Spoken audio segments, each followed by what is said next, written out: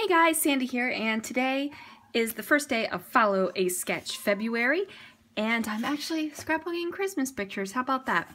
So I have this little stack of Christmas photos that I need to get through, and I'm going to do these two photos of my son opening presents on Christmas morning. And I am using the Scrapbook & Cards Today magazine, the Winter 2017 edition.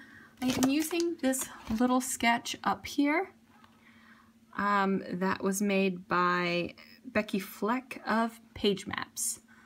So that's what I'm going to use. I pulled out some papers already. So let's see what I can do. Alrighty, so the first thing I've done is cut down that green patterned paper and then placed it on that black sheet of cardstock. I also trimmed off as ever so slight little teeny bit of that red patterned paper so that it would go past the green patterned paper but not all the way to the black patterned paper. And that's one of the looks that I really like. So if you flip through my scrapbooks, you'll see that I do that often. I just like the look of it. I'm not exactly sure why. Now there are some times where I cut down the background paper, place it on another background paper, and then use a strip that goes all the way across. But for this layout, I just really liked how this looked. Now on the sketch, the title is above the tag. However, I decided that I wanted my title on the tag. I really like the look of these red Fitzgerald glitter thickers over top of the black and white words on the tag. It looks cool to me. So if you're wondering like why in the world is she doing that, she's covering up all those beautiful Christmas words, it's because I think the effect of red glitter on top of black and white is really just freaking cool and it makes me happy. So I thought I was going to bring this down to kind of make it look like there was a tag that went all the way across, but what happened was when I discovered where the piece of paper would have to go, it didn't really line up on the bottom edge with my photos, so I was like, no. Now, I was just running my finger across the top there because I was trying to get a feel of what it would look like if I had some twine tied across the top of the page, because I did edit the sketch a little bit, like I made it my own. So I was trying to get the feel of it, and I decided not to go with it. I did use twine on this layout, and I really liked the idea of tying it across the papers, and I've done that before on layouts and really have been satisfied with it. But this layout, it just wasn't feeling it. That top paper was a little bit wider, I think, than what the sketch showed, so it really wasn't grabbing my attention. Now I just used that border sticker and cut it up a little bit and slapped it down on that page. And now what I'm doing is trying to figure out what I'm going to build down here where the flowers are in the sketch. So that whole bottom row, that horizontal row down there at the bottom has flowers all over it, and I didn't really want to go with flowers. And I thought, for a moment, I thought about getting some Christmas floral paper and fussy cutting out flowers and just putting it down there, but then I decided not to. Now this little banner thing right here gives me a fit.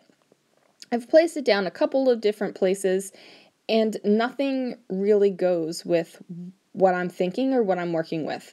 Now it stays here for a little bit, but I do take it off and move it. It does make it onto the page, so that's pretty good. But you know, it wasn't working for me where I originally had it. So what I'm going to do is use a bunch of flat stickers and cardstock stickers and chipboard stickers and also some wood veneer, and I'm just going to build my entire kind of embellishment line. It's not really a cluster, it's like a line of embellishment. And I futz around with this for a while. So this layout took me entirely way too long because of this line of embellishment on the bottom.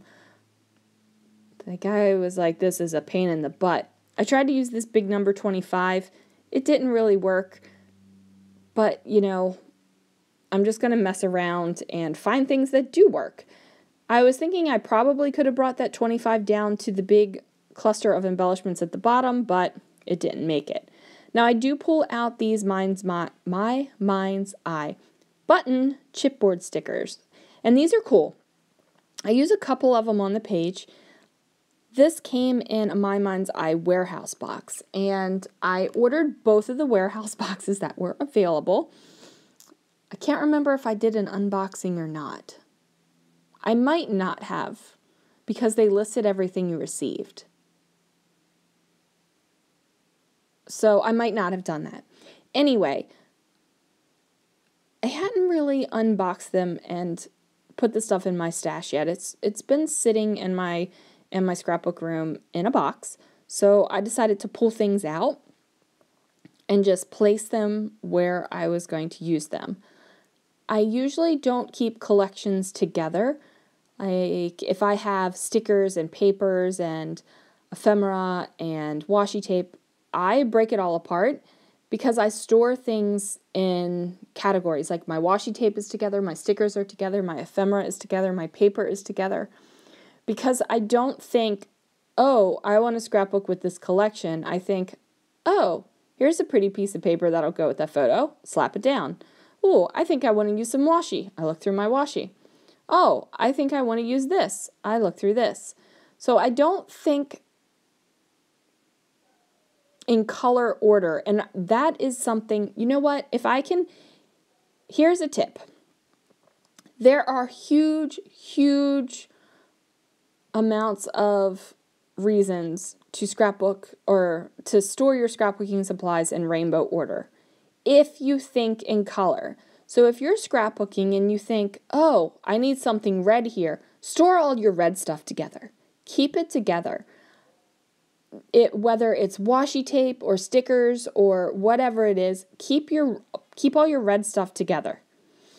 If you think in, oh, I want something metal here, keep your metal stuff together. If you think, oh, I want some wood veneer here, keep your wood veneer together. If you think, oh, you know what? Some labels would be awesome here, keep all your labels together. And that's what I do. I'm more of a type of embellishment scrapbooker than I am a color scrapbooker. That isn't to say I don't keep my cardstock in rainbow order, because I do think I need this particular color cardstock. Does that make sense? So, I mean, that's what I'm saying. Like, do what works for you.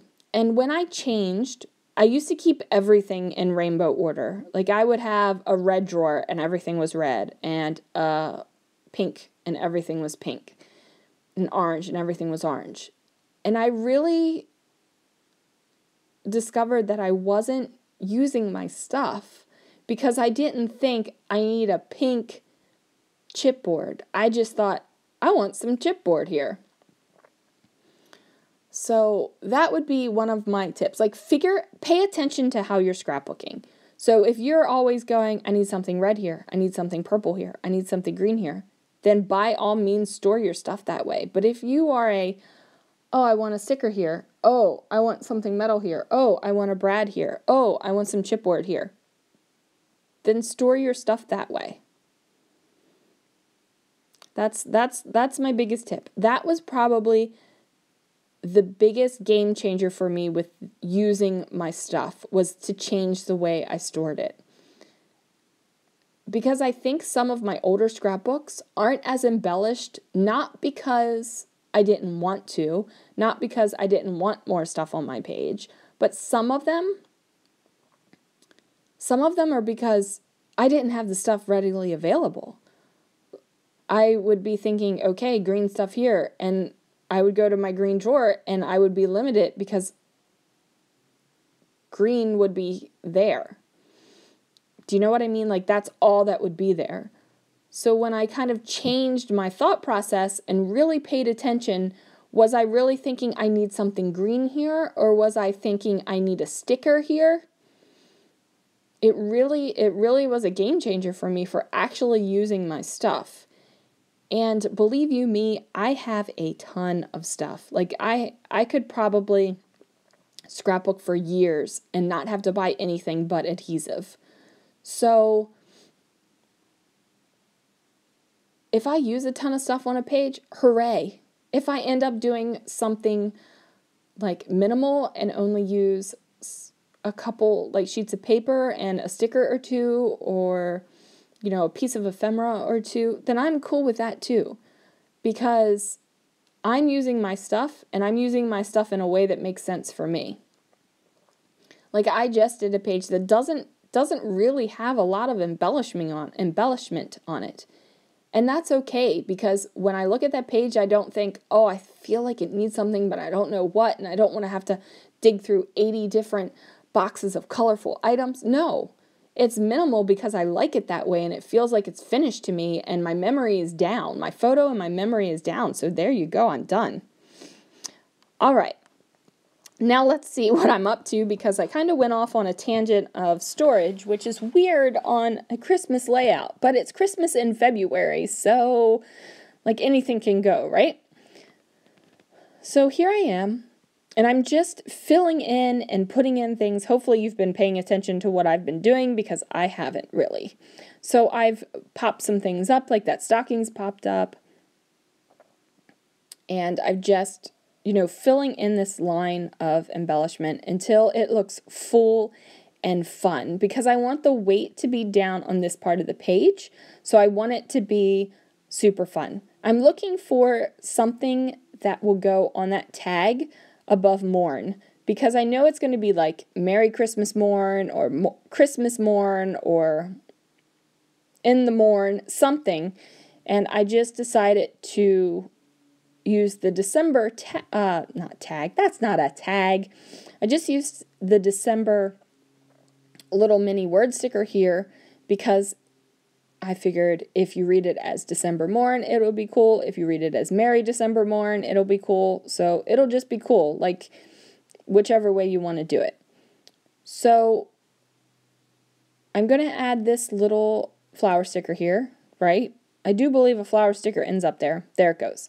At first I was thinking about just putting it on the red paper, but no, didn't do that. So what I'm doing is using my paper piercer, and I'm piercing through every single one of the buttons here. There's that heart button on the tag, and then the tree, and then the circle with the star on it.